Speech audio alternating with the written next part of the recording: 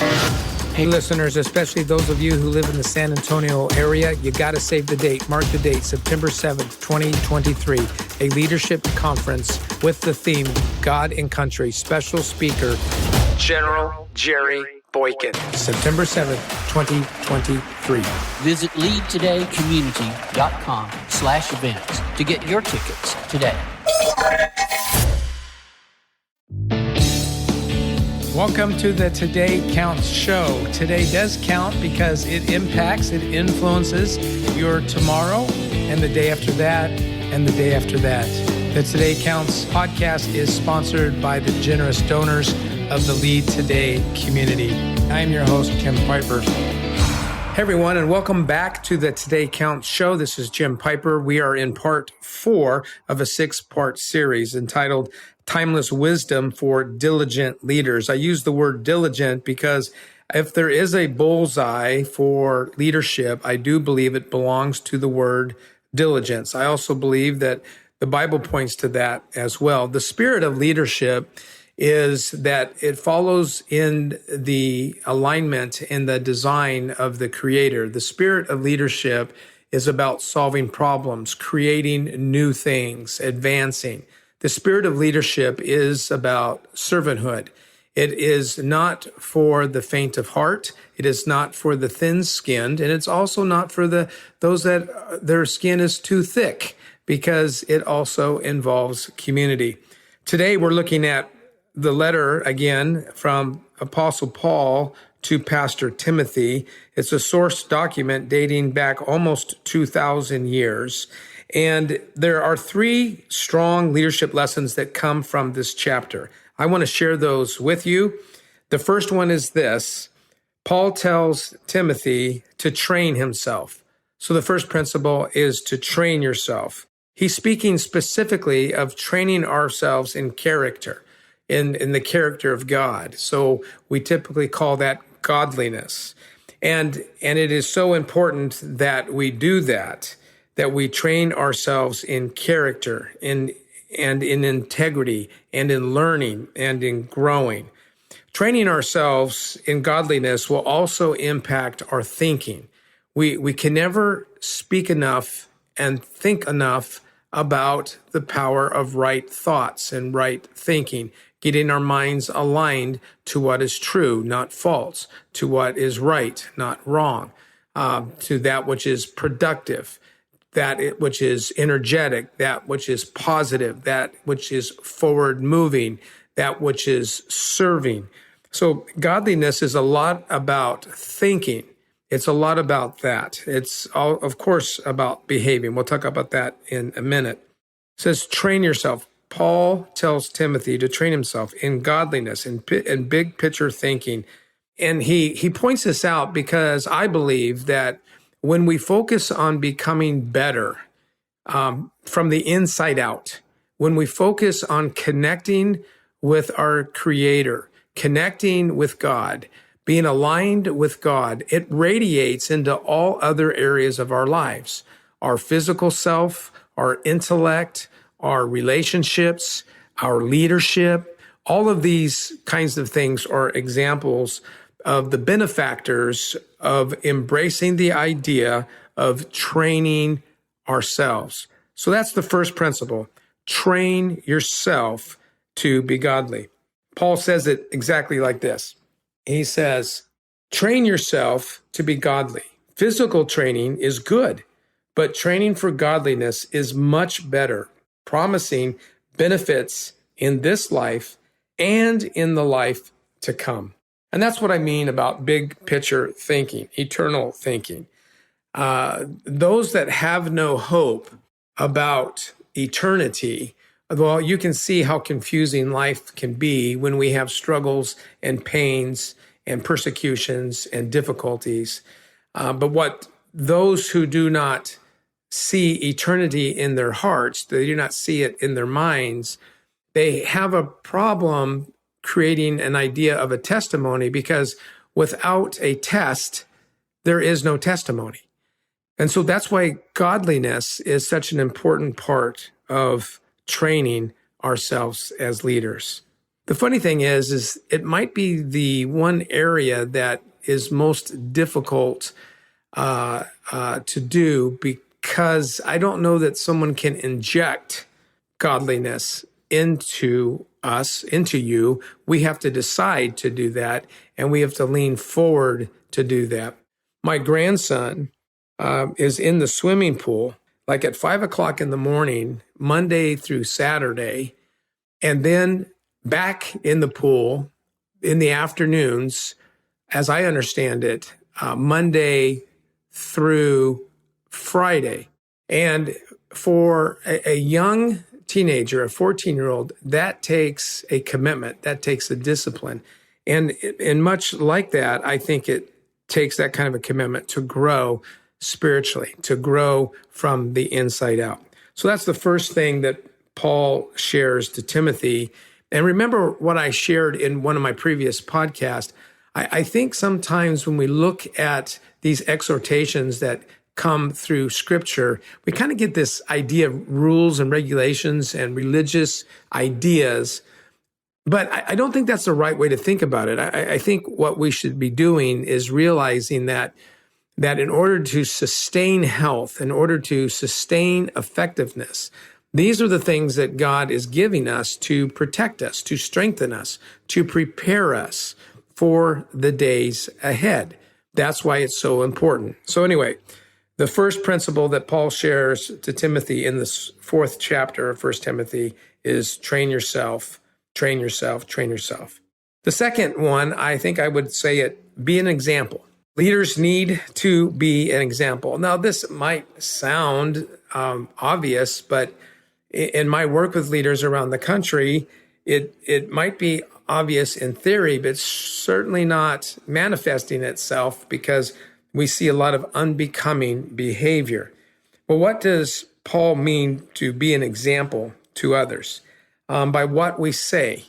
How quickly does our vocabulary start bleeding into the culture's vocabulary? How often are we influenced by our culture instead of being an influencer of the culture? Be an example by what we say, using our tongue. We know how powerful words are. We know how sloppy we can be in the use of our words. So be example in what we say. Be an example in our lifestyle.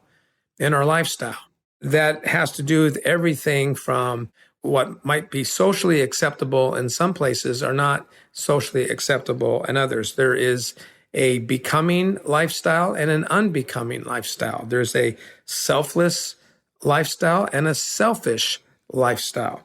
There is an over-the-top, loud, boisterous lifestyle, and there is a meek but strong lifestyle. There is moderation, and then there is overdone. These are the things to think about as you step into and as you exercise leadership. The other thing that Paul tells Timothy under this umbrella, this idea of being an example, is be an example in love. Have compassion and care for those that you are serving and that you are leading. Demonstrate faith. How do you behave when things are difficult? What kind of words come out? Are they negative words or are they positive words?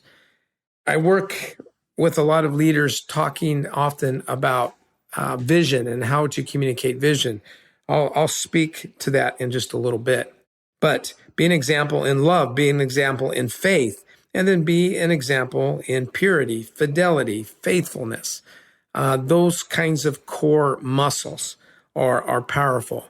Going back to one of our other podcasts in regards to this series on diligent leadership, you might remember that we talked about being a person above reproach. It's a high bar, but we want to make sure that we don't leave any cracks for accusers, for those that would attack us. And remember, if you stand for something, you're going to attract enemies.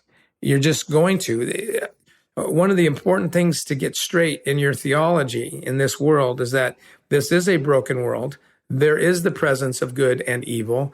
And when you represent good, you're going to have an evil counterpunch. and maybe even more aggressive than a counterpunch. And so living beyond reproach is the way to protect yourself from those kinds of attacks. All right, so the two things, train yourself and then be an example. And here's how he describes being an example. Paul says it in these words. And I love this because Timothy is a younger leader. So he starts off, he says, don't let anyone think less of you because you are young. Instead, be an example in what you say, in the way you live, in your love, your faith, and your purity. Your purity. Powerful words, powerful words. Train yourself and be an example. The third leadership principle that Paul shares is to throw yourself into your work. Throw yourself into your vision. Throw yourself into it. If you give 50% of yourself during your working times, your thinking times on your job, then you're not going to be successful. It's going to catch up to you sooner or later. When you're on the clock, when you are focused, throw yourself at it like a championship game, a championship meet, a championship wrestling mat. Bottom of the ninth, 3 balls, 2 strikes, bases loaded, you're down by 3, right? That kind of an attitude. And Paul is rallying Timothy because we know Timothy to be a little timid. History tells us that, the writings tell us that. And, what leader have I met that doesn't struggle at some level with timidity, especially when they're younger? And if they don't struggle with that, then they can kind of struggle with things that I think are worse, which is unbecoming, haughty, arrogant, those kinds of things. So I don't think it's that unusual for a leader to be dealing with their insecurities. So that's really kind of what I think this one is about. One of the ways that you can battle your insecurities is throw yourself into your work, give your best, let people correct you by tackling you from behind, by pulling you aside versus, trying to get a whip, trying to throw dynamite in front of you to try to get you moving. Don't be that kind of a leader. Be an energetic leader. Be proactive. Have some energy. Take some risks. Move forward. Specifically, what Paul talks about is, make sure you know what your strengths are and leverage those strengths wherever you can. Recognize that not everybody has the gift mix that you do, the skill sets that you do, that strength bias that you have, the bias to action that you have. Take that toolbox and put it to work. Give it in service. Let it all out. Also, what it means to throw yourself at your vision or at your work is not just using your strengths, but realizing that you need to lead within community. You need to recognize that not knowing everything is not a bad thing. Telling people that you don't know or asking for advice or help demonstrates leadership humility, not weakness. And it also creates a sense of collaboration and community. And that will build respect for you. If you're so insecure that you feel like you have to know the answers to everything, sooner or later, you're going to be labeled as the smartest guy in the room, which nobody likes and nobody believes really exists. Because true leadership, strong leadership, best leadership is collaborative leadership. Collaborative leadership. So use your strengths, recognize the community in which you are working. And then finally, I would say on this, what Paul is trying to say to Timothy, look, Timothy, as a leader, you got to do what needs to be done. So regardless of your strengths, and regardless of maybe even the majority vote, you got to do what needs to be done. That's what it means to throw yourself at your work. And what do we mean when we say do what needs to be done? Well, what we mean is that doing what needs to be done is not always what you're good at.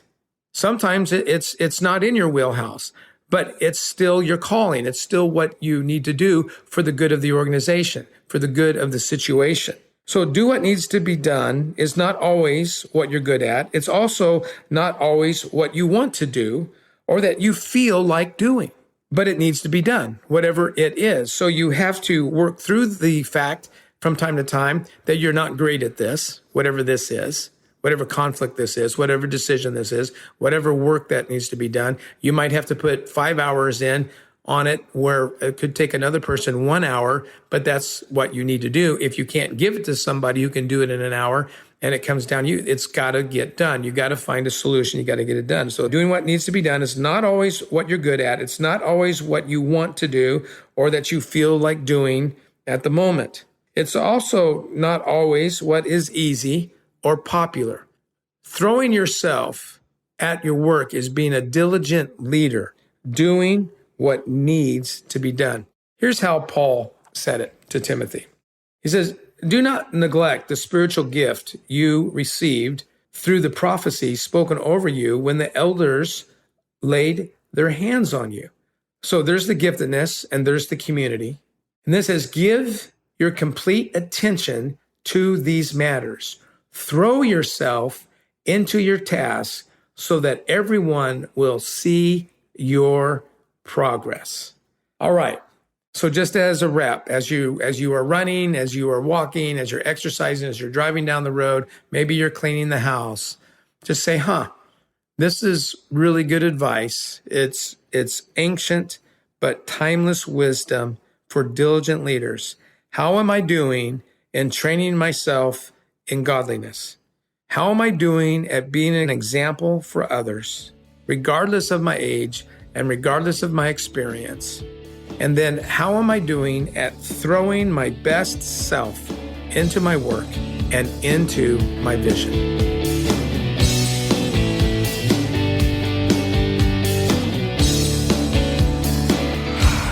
If you're not part of the Lead Today community, let me invite you. Go to leadtodaycommunity.com. That's leadtodaycommunity.com and sign up for Monday Moments. It's a weekly email that will encourage your leadership. Again, thank you for joining us today, and thank you for telling a friend about the Today Counts show.